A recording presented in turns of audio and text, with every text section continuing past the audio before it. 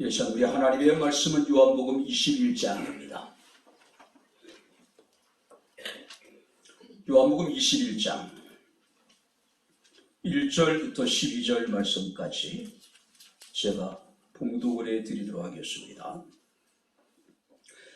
그 후에 예수께서 디베라 호수에서 또 제자들에게 자기를 나타내셨으니 나타내시기는 이러하니라.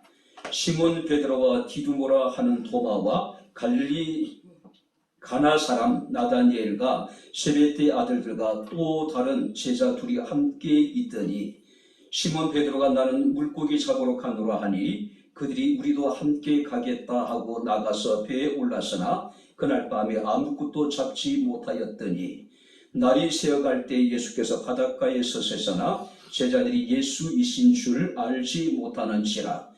예수께서 이르시되 얘들아 너희에게 고기가 있느냐 대답하되 없나이다.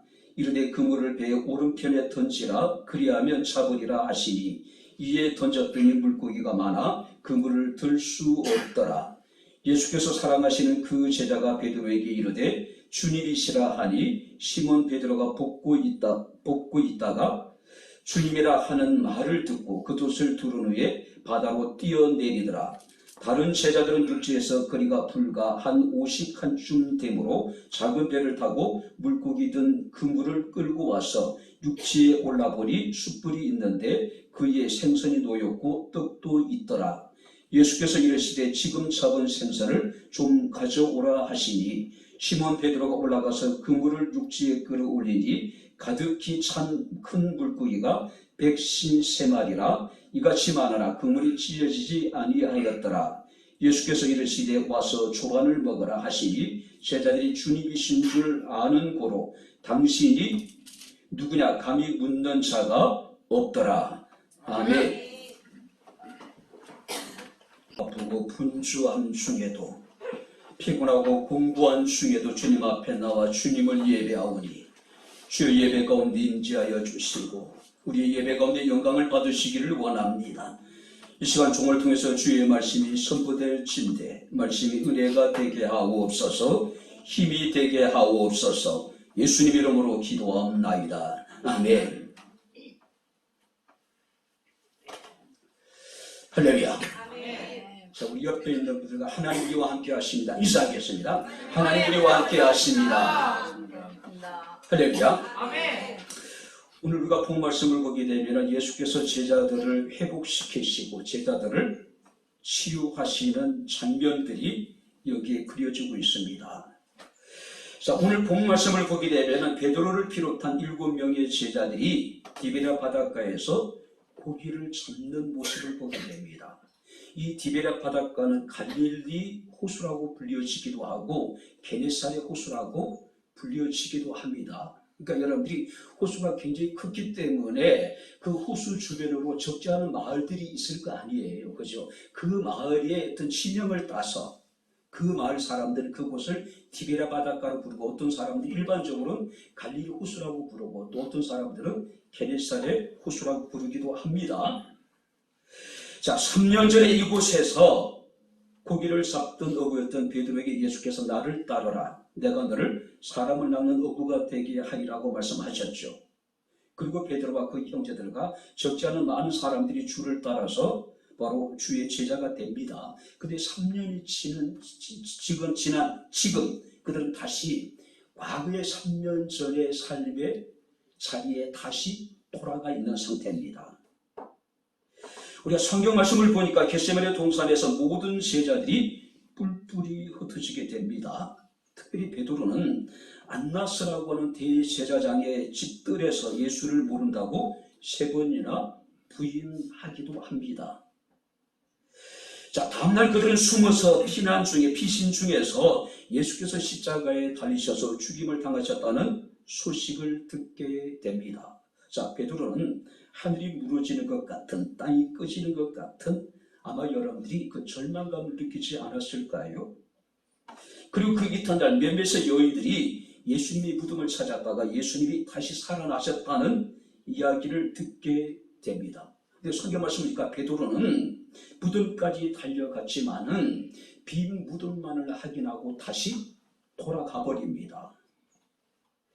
자, 다시 예수의 소문이, 여러분 부활의 소문이 이제 많은 사람들에게 퍼지게 되자 숨을 죽이고 있던 주의 제자들이 하나 둘, 그러니까 다락방에 모여들기 시작을 합니다. 그때 부활하신 예수께서 그들 가운데 당신 자녀를 나타내시는 모습을 우리가 보게 됩니다. 그리고 이제 그들은 갈릴리로 이제 이동을 하게 됩니다. 자, 그런데 갈릴리에서 예수를 기다렸던 주의 제자들은 아직도 좌절과 절망에서 벗어나지 못하고 있습니다. 이미 도마를 제외한 다른 제자들은 두 번이나 부활하신 예수님을 만났음에도 불구하고 부활하신 예수에 대한 믿음이 있었습니다. 그래도 불구하고 부활하신 예수님의 능력을 입지는 못한 것 같아요.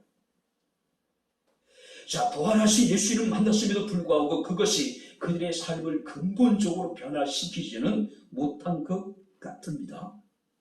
자, 그러던 중에 베드로가 제자들에게 이르기를 나는 물고기 잡으러 간다라고 이야기를 하자 다른 제자들이 이르기를 우리도 함께 가겠다라고 이야기를 합니다. 자, 원문을 보게 되면 정확하게 이렇게 기록되어 있습니다. 우리도 역시 너와 함께 가겠다. 한번 따라해 보시기 바랍니다. 너와 함께. 너와 함께 가겠다. 자, 이 의미 속에는요, 다른 제자들이 단순히 베드로와 함께 물고기를 잡으러 간다는 의미보다는 내가 너와 함께 하겠다, 그런 의미예요. 그러니까 다른 제자들에게 있어서 고기를 잡는 것이 중요한 것이 아니라 지금 이 시간 베드로와 함께 하는 것이 더 중요한 문제였다는 이야기예요. 왜 그랬을까요? 아마 다른 제자들의 생각 속에는 아직까지도 이 베드로의 마음속에 여전히 예수를 세 번이나 부인했던 그 일들을 기억하고 있었단 말이에요. 자, 베드로가 예수를 부인했기 때문에 그런 낙심과 좌절감과 수치스러움을 아마 느끼고 있었을 것이고 굉장히 괴로워하고 있었을 거예요. 그런 중에 베드로가 나는 물고기 잡으러 가겠노라고 얘기하니까 다른 제자들이 이르기를 우리도 너와 함께 하겠다. 아마 여기서 낙심, 좌절감, 수치스럽 때문에 괴로워하고 있는 베드로를 혼자 둬서는 안 되겠다라고 하는 그런 제자들의 마음이 있지 않았을까? 그렇게 우리가 생각해 보게 됩니다.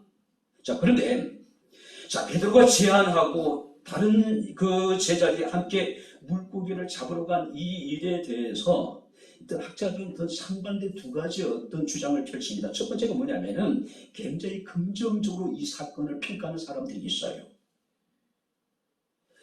자, 그들은 몇 주 사이에 엄청난 급격한 변화들을 경험을 했잖아요. 예수께서 예루살렘에 입성하실 때 수많은 무리들이 그를 환호했습니다. 자, 그럼에도 불구하고 예수의 제자 중에 하나가 예수를 팔았습니다. 예수께서는 바로 십자가의 고난을 당하시고 그런 과정에 있어서 주의 제자들이 예수를 부인하기도 하고 또 예수를 다 버리고 떠나가 버린 그런 상황이었단 말이에요.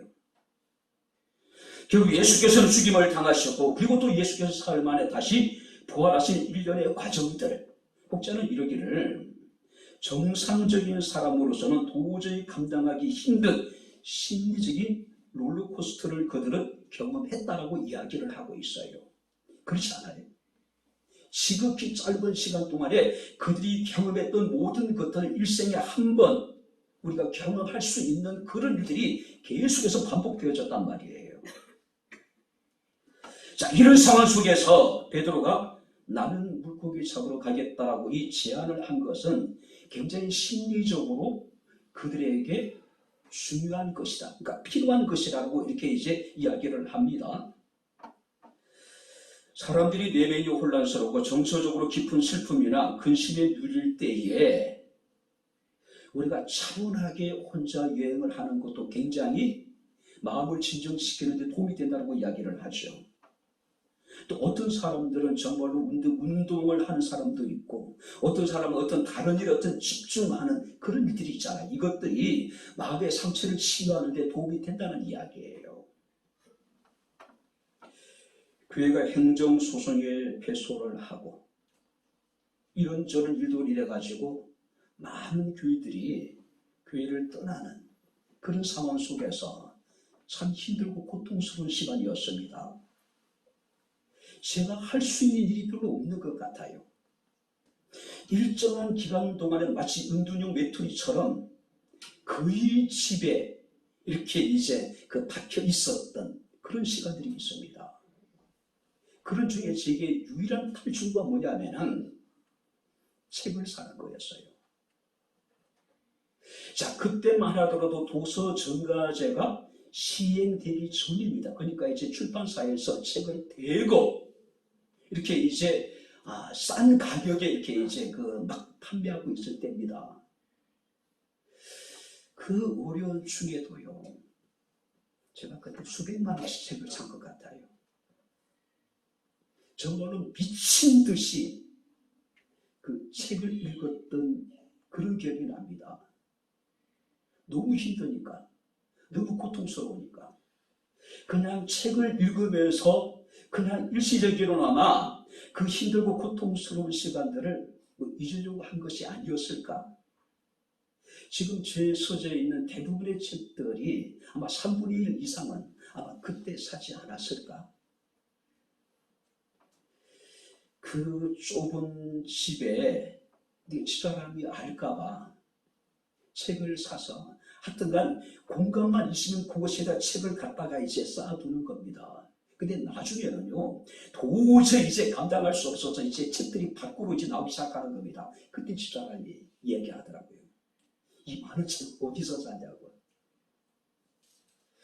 여러분들이 무엇인가 우리 내면이 혼란스럽고 정성적으로 깊은 슬픔이나 우리가 근심에 눌릴 때에 우리가 무엇인가 다른 일을 우리가 할 수 있다는 것, 우리가 정신적인 치료 과정에 심리적인 치료 과정이 굉장히 중요하다고 이야기합니다. 그런 측면에서 베드로의 이 제안을 굉장히 긍정적으로 평가를 하는 사람도 있습니다. 자, 반면에 굉장히 부정적으로 평가하는 사람들도 있습니다. 자, 베드로와 주의 제자들은요, 바로 하나님의 사명을 감당하기 위해서 참된 복음을 증거하기 위한 목적으로 그들이 하나님의 부르심을 받았단 말이에요. 그런데 그들은 본래 부르심의 어떤 그 목적을 저버리고 옛생활로 다시 돌아간 것이 아니냐. 그러니까 어부가 물고기를 잡는 그 자체가 잘못된 것은 아니지만은 사람을 낚는 어부로서 부를 받은 그들이 생계를 위해서 그물을 다시 잡는다는 것은 부르심을 저버리는 배신이라고 이렇게 규정을 하는 사람들도 있습니다. 왜냐하면 베드로가 나는 물고기 잡으러 간다라고 이야기를 합니다. 이것은 계속적이고 반복적인 규칙적인 습관이에요. 무슨 얘기일까요? 예수를 따르는 3년 동안 그들은 이제 다시는 배를 타지 않았습니다. 그물을 잡지 않았어요. 근데 예수께서 돌아가시고 난 이후에 베드로가 옛생활로 다시 돌아왔다는 이야기입니다. 다시 베드로는 배를 타고 그물을 던져서 고기를 잡아서 생계를 유지했다는 이야기예요. 이런 베드로의 행위에 대해서 복음에 대한 배신이라고 이야기를 합니다. 첫 번째 주장도 일리가 있는 것 같고, 두 번째 복음을 부르심에 대한 배신이라고 하는 이 주장도 나름대로 여러분들이 일리가 있는 것이라고 생각이 됩니다. 중요한 것은요, 예수님이 그들을 찾아오신 목적이 뭐냐는 것이죠. 그들을 치유하시고 그들을 회복시켜서 그들에게 새로운 사명을 맡기기 위해서 주님께서 그들을 찾아왔다는 것을 생각해 볼 때에 두 번째 주장이 어느 정도 타당하지 않느냐, 그렇게 생각해 보기도 합니다. 어쩌면 오늘 우리들도 베드로와 같은 스릿은 여러분들이 우리가 실패 경험을 하고 패배 경험을 하고 그 아픔을 가지고 오늘도 살아가는 사람들이 있을 수 있을 것이란 말이에요. 오늘 우리 이 사건을 통해서 예수께서 어떻게 그들을 치유하시는지, 예수께서 그들을 어떻게 회복시키시고 그들에게 새로운 사명을 어떻게 맡기시는지 우리가 함께 말씀을 살피면서 함께 은혜를 나누도록 하겠습니다. 자, 3절 우리 다시 한번 같이 읽겠습니다. 3절 다 같이 읽겠습니다. 시몬 베드로가 나는 물고기 잡으러 가노라 하니 그들이 우리도 함께 가겠다 하고 나가서 배에 올라서나 그날 밤에 아무것도 잡지 못하였더니 나는 물고기 잡으러 가노라. 그자 다른 제자들이 이르기를 우리도 너와 함께 하겠다. 그들이 함께 배를 올라서 그물을 던졌지만은 그날 밤에 아무것도 잡지 못했다. 아무것도. 안나스 대제사장의 뜰에서 예수를 3번이나 부인했을 때 성경을 보게 되면 베드로는 불을 쬐고 있었습니다. 그리고 3번이나 예수 그리스도를 부인하게 되죠. 그렇다면 계절적으로 지금도 상당히 추운 상황이에요. 특별히 한밤중에 바닷바람은 굉장히 찰 수밖에 없었을 것입니다. 어쩌면 베드로는 공허한 마음을 달래기 위해서 무엇인가를 해야만 하는 상황이죠. 그래서 그들은 고기를 잡으러 갔습니다. 베드로나 안드레나 요한이나 야고보는요, 평생을 갈릴리에서 태어나고 자라고 잔뼈가 굵은 사람들이에요. 비록 3년 동안 배를 타지 않았고 3년 동안 그물을 던져본 적이 없지만은 그래도 그들은 누구보다도 갈릴리 바다의 물의 흐름이라든지 조류의 흐름에 대해서 잘 알고 있지 않았을까요? 근데 성경 말씀을 보게 되면은 그날 밤에 아무것도 잡지 못하였다. 자, 공허하고 또 답답한 심정, 참담한 심정으로 그들은 바닷가에 나갔지만은 그물을 내리긴 내렸지만은 아마 그들은 정말로 이 온전히 고기를 잡는 일에 몰두하지 못했을 것 같아요. 그물을 내리긴 내렸지만은 고기가 잡히는지 안 잡히는지 또 추운 줄도 모르고 그저 그냥 그물을 던졌다가 걷어올리고 던졌다가 걷어올리고 아마 그런 일을 반복하지 않았을까요? 밤새. 결국은 그날 밤에 아무것도 잡지 못하였다. 자, 그날 밤. 자, 갈릴리의 어부들은 일반적으로 바다에 나가서 그물을 내리는데 밤에 작업을 많이 했다 그래요. 밤에.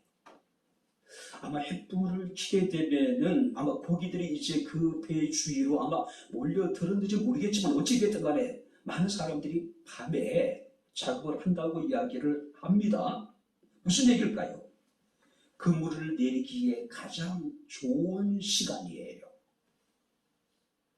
그리고 베드로나 안드레나 요한이나 야고보는 그곳에서 잔뼈가 굵은 베테랑 어부였단 말이죠. 근데 아무것도 잡지 못했다. 자, 제자들이 느끼는 피로감, 절망감은 더 클 수밖에 없겠죠. 어쩌면 여러분들이 이 시간 베드로를 생각하기를 한마디로 아무것도 되는 게 없어. 그런 마음이 있지 않았을까요? 도대체 최근에 되는 일이 하나도 없더라고 그들은 생각하지 않았을까요? 그들이 이런 수고는요, 이번이 처음이 아니죠. 누가복음 5장 말씀을 보게 되면 예수님 만나기 전에 똑같은 일이 벌어지게 됩니다. 그들이 밤이 맞도록 그물을 내렸지만은 한 마리의 고기도 잡지 못했습니다. 근데 그것은 예수님 만나기 전 일이에요. 자, 오늘 이런 예수를 만나고 난 이후에, 그것도 포함시 예수를 만나고 난 이후에 그들이 바다에 나가서 그물을 던졌음에도 불구하고 한 마리의 고기도 잡지 못했다. 내가 예수를 믿고 내가 교회를 다니는데 부활하신 예수를 만났는데 심지어 성령을 체험했음에도 불구하고 때로는 되는 일이 하나도 없는 경우가 있지 않습니까? 그죠? 분명히 이 베드로는 사도라고 하는 직분을 받았습니다. 우리가 교회 안에서 여름 목사가 되고 장로가 되고 집사가 되고 권사가 되고 서울의 십자가 되었음에도 불구하고 세례를 받았음에도 불구하고 때로는 되는 일이 하나도 없는 일이 분명히 우리에게 있단 말이에요. 그때 느끼는 좌절감과 절망감, 신앙적인 회의. 도대체 예수 믿기 전에도 그랬는데 믿고 난 이후에도 달라진 것이 없어요. 나아지지 않습니다. 믿음에 대해서 우리는 진지하게 생각하지 않을까요? 내가 계속해서 예수를 믿어야 되는지 말아야 되는지. 그와 같은 상황이었을 거예요. 한마디로 예수께서 그들을 회복시키기 전에 그들의 상태는 어떻습니까? 되는 일이 하나도 없는, 이것도 안 되고 저것도 아니고 모든 것이 정말 뒤죽박죽, 그야말로 절망적인 상황이었습니다. 이런 그들을 회복시키시고 이런 그들을 치유하기 위해서 예수께서 그들 가운데 나타나셨습니다.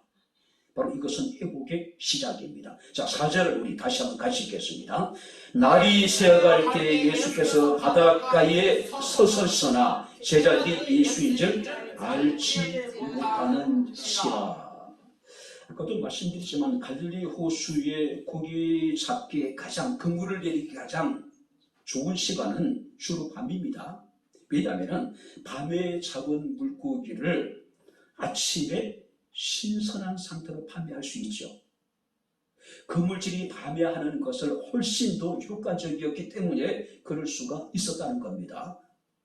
최고의 베테랑들이 고기 잡기에 가장 적절한 타이밍에 그물을 내렸음에도 불구하고 아무런 소득이 없었다. 어쩌면 베드로는 그 당시 그의 마음이 마치 갈릴리 바다처럼 칠흑 같은 어둠의 상태가 아니었을까요? 지금 이 베드로의 마음이 출렁거리는 갈릴리 바다의 파도처럼 그의 마음이 정함이 없이 계속해서 지금 흔들리고 있는 상황이 아니었을까요? 밤새도록 그물을 내렸음에도 불구하고 그에게 주어진 것은 육체적인 피로 마음의 초조함, 실패와 절망과 한숨, 탄식, 되는 게 하나도 없는 거예요. 도대체 내 인생이 어디서부터 지금 잘못됐는지 굉장히 혼란스러운 상황이었을 겁니다. 그런데 4절 말씀을 보니까 날이 새매 예수께서 바닷가에 서셨다. 근데 문제는 제자들이 예수인 줄 알지 못했습니다. 밤새 그물질을 했지만 아무것도 잡지 못하는 자들의 그 제자들에게 예수님이 찾아오셨습니다. 여기서 날이 샜다는 이야기는요, 여명이 밝아오기 시작했다. 하지만 아직은 어둑어둑한 그런 상태를 의미하고 있습니다. 자, 일반적으로 어느 정도의 이제 사물을 분간할 수 있을 정도의 날이 밝았다는 이야기겠죠. 근데 바다의 특성상 안개가 자주 끼잖아요. 그죠? 그러니까 날은 밝아오는데 짙은 안개가 어느 정도 끼어 있었을 것이다. 그러다 보니까 주의 제자들은 예수님을 알지 못했다. 또 알지 못했던 이유가 무엇일까요? 그들이 깊은 좌절과 절망과 낙심에 그들의 눈이 지금 어두워진 상태가 아니었을까요? 밤새 그물을 내렸음에도 불구하고 한 마리의 고기도 잡지 못하는 허탈감, 좌절감, 절망감이 그들의 눈을 지금 가리우고 있는 것이 아니었을까요? 또 다른 이유가 있었겠죠. 설마 예수께서 이 시간 이곳에 오셨을 것이라고는 누구도 생각하지 못했을 거예요. 상상하지 못했을 것이라는 이야기죠. 그래서 그들은 예수인 줄 알지 못했다.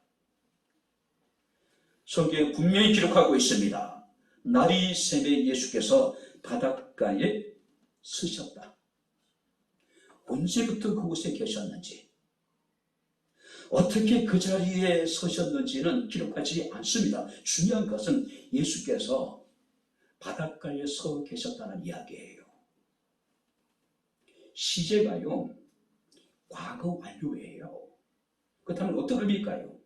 예수께서는 상당 기간 동안 그곳에 서 계셨다는 이야기입니다. 그런데 제자들은 예수님을 인식하지 못했다. 제 생각인데요, 아마 처음부터 예수께서는 그곳에 계시지 않으셨을까? 제자들이 밤새 그물을 내리는 그 모습을 예수께서는 계속해서 보고 계시지 않으셨을까? 현재 제자들이 겪은 육체적인 어떤 피곤이라든지 마음의 조급함, 어떤 여러분들 실패에 대한 좌절감, 절망감, 그들이 지금 탄식하고 있는 이런 상황들을 예수께서는 다 보고 계시지 않으셨을까요?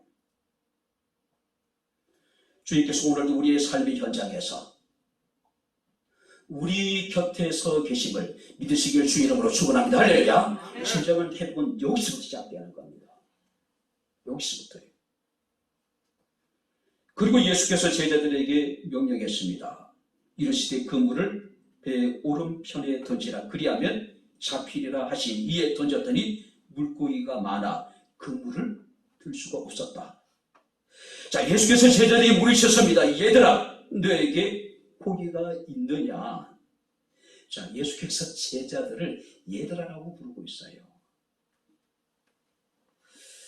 마치 여러분들이 부모가 자신의 사랑스러운 아이를 부르듯이, 마치 어른이 젊은이들을 부르듯이 얘들아라고 부르고 있습니다.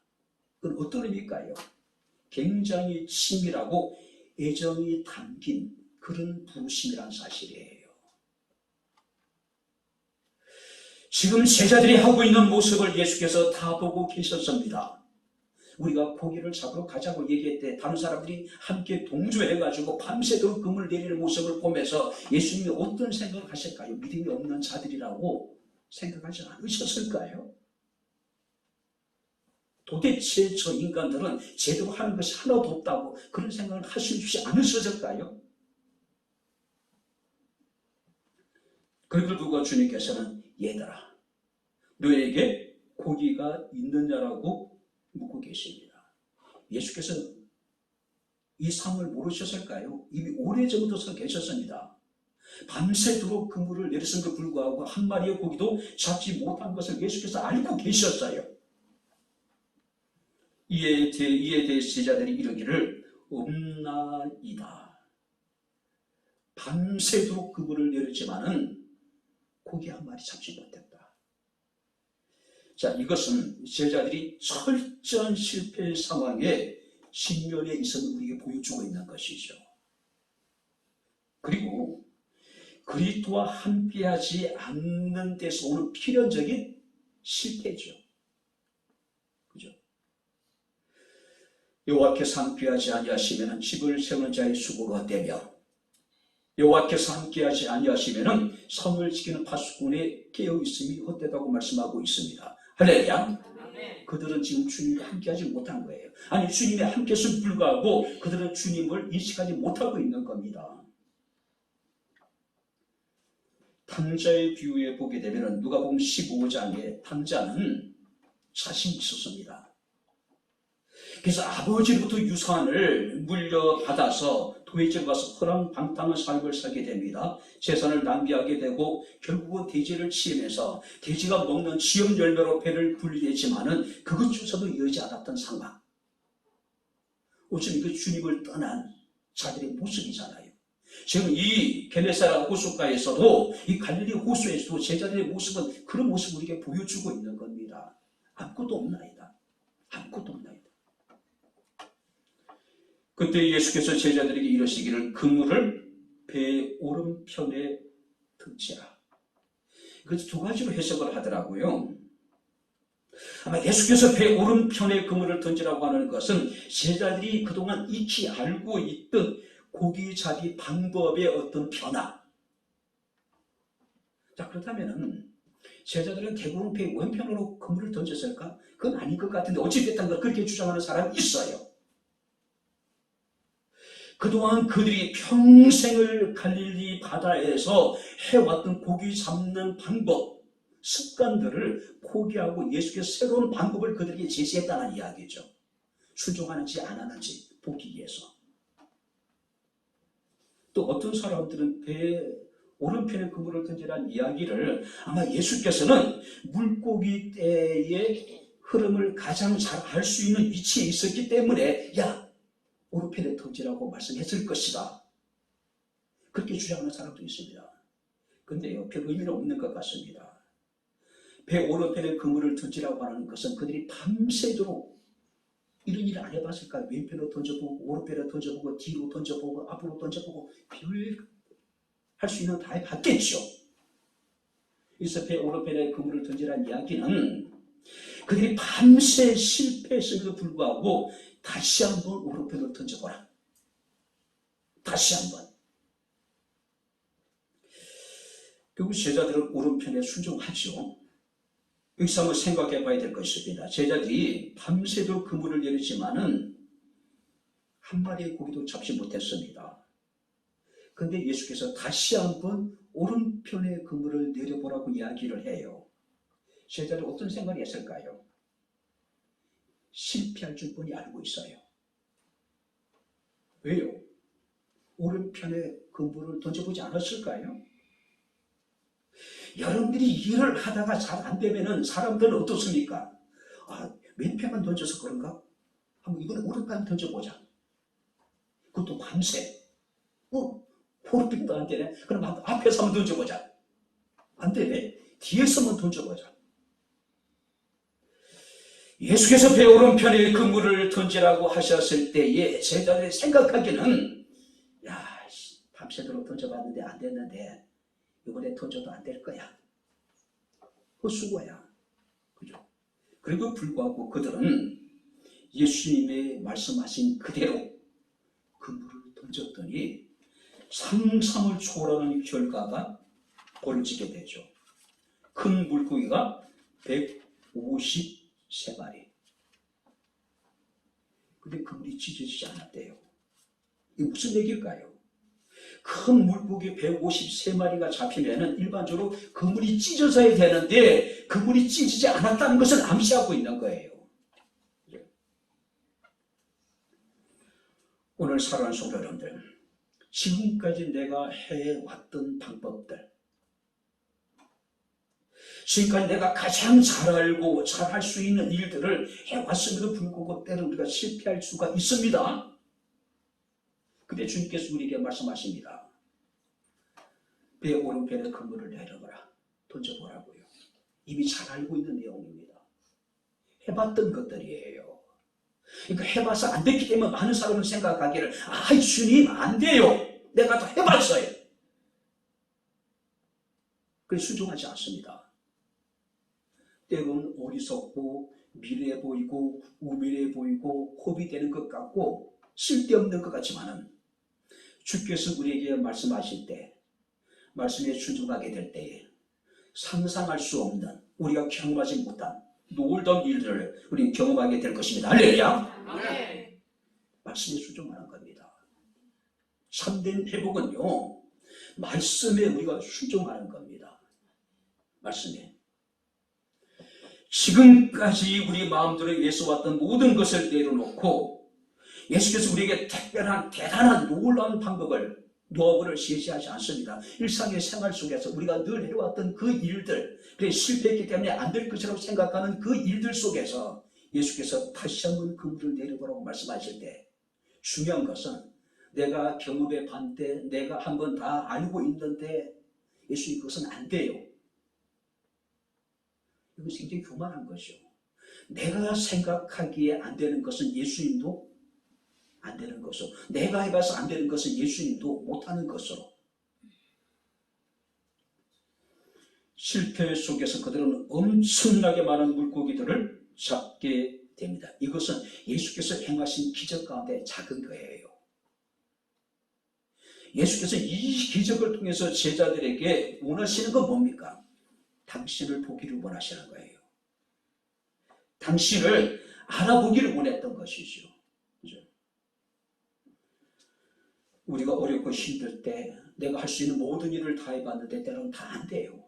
정말 세상을 살아가면서 이렇게 지독하게 하나도 되는 일이 없는 일들을 분명히 경험할 수도 있습니다. 주님께서 말씀하십니다. 배의 오른편의 그물을 내려보라고요.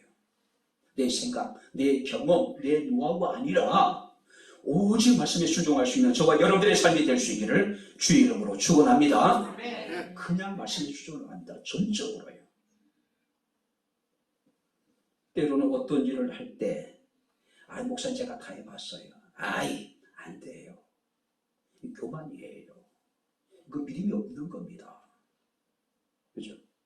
왜 자신의 경험을 절대화시킵니까? 왜 자신의 어떤 알고 있는 지식을 절대화시키느냐 이야기예요. 하나님 그런 분입니까?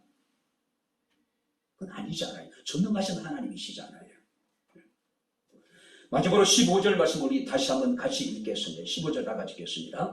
그들이 조반 먹은 후에 예수께서 시몬 베드로에게 이르시되 요한의 아들 시몬아 내가 이 사람들보다 나를 더 사랑하느냐 하시니 이르되 주님 그러하나이다. 내가 주님을 사랑하는 줄 주님께서 아시나이다. 이르시되 내 어린 양을 먹이라 하시고 제자들이 이제 그물을 둘 수 없을 정도로 큰 물고기를 많이 잡았습니다. 그리고 이제 배를 무쇠에 대고 예수께 왔을 때 예수께서는 그들을 위해서 그들의 상상을 초월하는 일을 준비하고 계셨지요. 9절 말씀을 보게 되면은 육지에 올라보니 숯불이 있는데 그에 생선이 놓였고 떡도 있더라. 밤새 근무질을 했습니다. 집대로 지쳐있는 그들을 위해서 주님께서 숯불을 펴놓고 떡과 생선을 구워놓고 제자들 지금 기다리고 계신 거예요.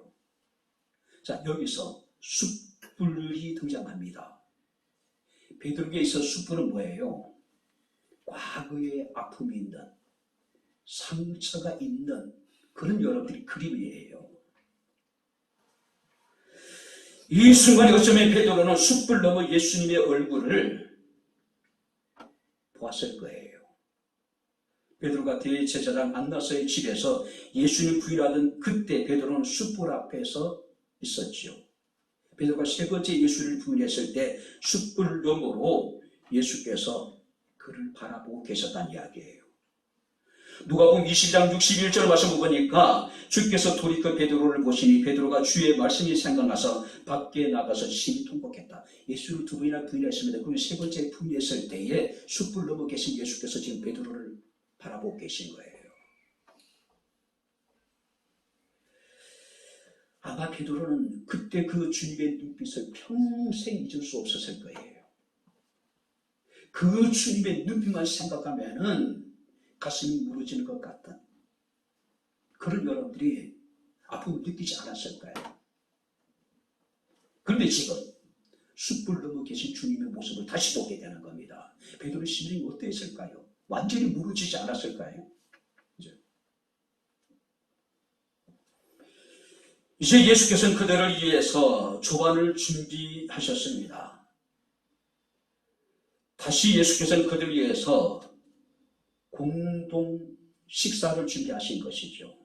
그러니까 이 식사라고 하는 것은 완전한 관계 회복을 의미합니다. 예수께서 그들을 위해서 식사를 준비했다고 하는 것은 예수님과 그들의 관계가 완전히 회복되어졌다는 것을 의미하고 있는 거예요. 친밀한 교제의 시간이었고 회복의 시간이었고 새로운 사명을 부여하는 그런 시간이었음을 우리가 보게 됩니다. 그리고 식사를 마치고 예수께서 제자 베드로에게 물으셨습니다. 요한의 아들 시몬아 내가 이 사람들보다도 나를 더 사랑하느냐? 그때 베드로가 뭐라고 얘기합니까? 주님 그러하나이다. 내가 주님을 사랑하는 줄 주님께서 아시나이다. 자, 왜 예수께서는 베드로라고 부르지 않고 요한의 아들 시몬이라고 부르셨을까요?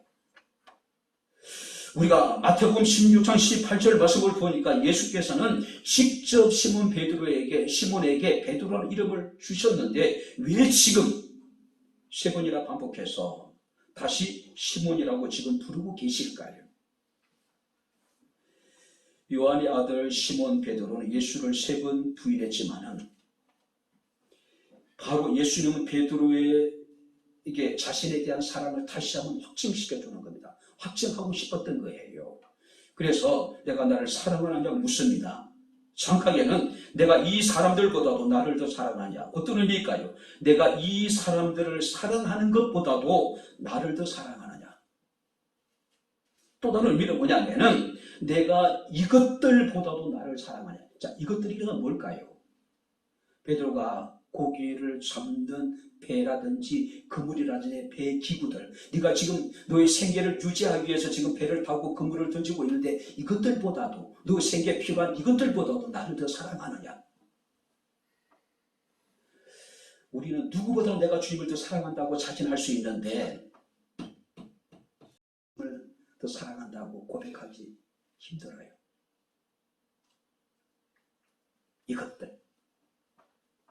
내가 생활하는 데 필요한 그것들, 주님보다 그것들이 더 소중해요. 이거 놓치면 내가 죽을 것 같아요. 이거 놓치면 주님도 내게 어떻게 할 수 없을 것 같아요. 믿지 못하는 겁니다. 또 다른 잠깐 의미는요, 내가 이 다른 제자들이 나를 사랑하는 것보다도 나를 더 사랑하냐. 옆에 있는 6명의 제자들이 있었는데 이들이 나를 사랑하는 것보다 네가 나를 더 사랑하느냐 묻고 계신 거예요. 그러니까 어떤 뜻으로 해석해도 괜찮을 것 같아요. 이 사람들보다도 나를 더 사랑하냐. 얘네들보다도 나를 더 사랑하냐. 얘네들이 나를 사랑하고 나를 더 사랑하느냐. 네가 지금 생계를 유지하기 위해서 배를 타고 그물을 내리고 있는데 너의 생계의 수단이 이것보다도 나를 더 사랑하고 있느냐고 지금 묻고 계신 것이죠. 세 번이나 예수를 부인했던 베드로는 차마 내가 주님을 사랑한다라고 말할 수 없어요. 그래서 뭐라고 얘기합니까? 주님께서 아시나이다. 비록 세 번이나 예수를 부인했지만은 때로는 맹세하고 저주하면서까지 예수를 부인했지만은 근본적으로 베드로 주님을 향한 그 마음, 그 사랑을 주님이 아시지 않습니까? 그러니까 완곡한 표현이겠죠. 숯불 그리고 세 번에 걸친 사랑의 확인, 이것은 과거의 베드로의 기억을 다시 소환하고 있는 겁니다. 베드로를 치유하기 위해서, 베드로를 회복하시기 위해서. 예수께서는 베드로에게 이르기를 내 양을 먹이라고 말씀을 하고 있습니다. 내 어린 양을 먹이라고 말씀하고 있습니다. 베드로를 찾아오셔서 그를 다시 치유하시고 회복시킨 주님께서 그에게 새로운 사명을 맡기죠. 내 어린 양을 먹이고 내 어린 양을 치라고 말씀하고 있음을 우리가 보게 됩니다. 그리고 말씀하시기 18절 말씀을 보게 되면은 내가 젊어서는 스스로 뛰고 원하는 곳으로 다녔거지만 늙어서는 내 팔을 벌리리니. 그러니까 젊어서는 네 마음대로 돌아다니는 복음을 전하게 되겠지만 내가 늙어서는 이제 네가 원하지 않는 순교의 제물로 내게 드려지게 될 것이다. 결국 이 베드로는 바울과 함께 로마의 네로 황제 당시에 여러분들이 박해를 당하게 되고 순교하게 되죠. 베드로와 요한은 그 비슷한 시기에 죽임을 당했다라고 이야기를 합니다. 그래서 바티칸 여러분들이 광장에 가게 되면은 좌우에 베드로의 동상과 또 여러분 사도 바울의 동상이 함께 나란히 있습니다. 지금도 주님께서 우리에게 묻고 계십니다. 내가 나를 사랑하느냐? 이 사람들보다 나를 더 사랑하느냐? 이 사람들이 나를 사랑하는 것보다 네가 나를 더 사랑하느냐? 너의 먹고 마시고 먹고 사는 데에서 가장 필요한 세상이 그것보다도 나를 더 사랑하느냐라고 주님께서 묻고 계십니다. 우리를 회복시키시고 우리의 사명을 하나님께서는 주시기 위해서 이것을 지금 묻고 계십니다. 여러분들은 무엇이라고 대답하시겠습니까? 좌절과 절망에 사로잡힌 베드로를 찾아오시고 그를 치유하시고 그를 회복시키시고 새로운 사명을 맡기신 그 주님의 은혜가 우리 백향목교 사랑하는 모든 성도들 가운데 함께 할 수 있기를 주 이름으로 축원합니다. 아멘. 기도하겠습니다. 주신 아버지 하나님, 우리 아버지 하나님의 은혜와 사랑을 진심으로 감사합니다. 어쩌면 우리들도 회복이 필요하고 어쩌면 우리들도 새로운 사명을 다시 한번 아버지 하나님 이 시간 우리가 인식해야 될 사람들일 수도 있습니다. 베드로를 찾아오시고 그를 치유하시고 그를 회복시키시고 새로운 사명을 맡기신 주님, 오늘 시간 우리에게도 찾아오셔서 우리를 치유하시고 우리를 회복시키시고 우리에게 주께서 맡긴 주의 사명을 우리가 새롭게 할 수 있는 아름다운 귀한 시간 되게 하옵소서. 예수님 이름으로 기도합나이다. 아멘.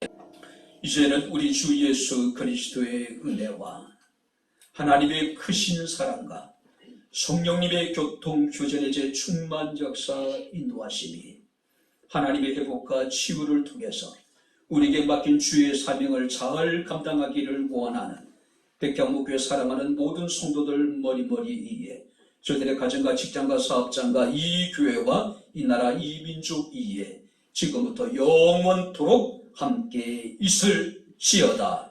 아멘.